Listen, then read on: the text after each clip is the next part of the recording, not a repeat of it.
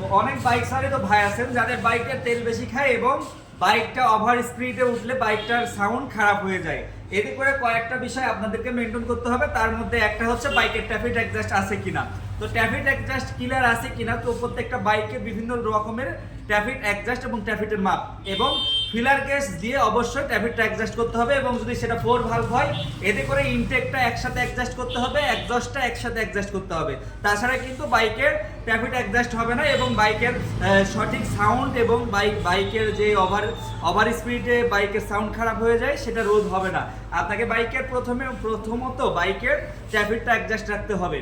তারপরে বাইকের তেল বেশি খায় কেন, বাইকের পরবর্তীতে ধাপ যদি যায় তবে সেটা হবে হচ্ছে বাইকের 2 চাকার ফ্রি আছে কিনা, জ্যাম আছে কিনা সেটা দেখতে হবে। তারপরে যদি কার্বোরেটর হয় তবে কার্বোরেটর অ্যাডজাস্ট করতে হবে এবং 20,000-এর উপরে যদি বাইক চলে এতে করে প্লাগ এয়ার ফিল্টার পরিবর্তন করতে হবে এবং এয়ার ফিল্টার প্রতি 4,000 কিলো পর ওয়াশ করতে হবে এবং প্লাগটা 20,000 পর পরিবর্তন করতে হবে। তো এভাবে একটা বাইক যদি চালান তবে বাইক ইনশাল্লাহ ভালো পারফরমেন্স এবং ভালো চলবে। তো ভিডিওটা ভালো লাগলে অবশ্যই শেয়ার করে দিবেন এবং অন্যকে দেখার সুযোগ করে দিবেন আর বাইক কেয়ারের সাথে থাকবেন ইনশাআল্লাহ।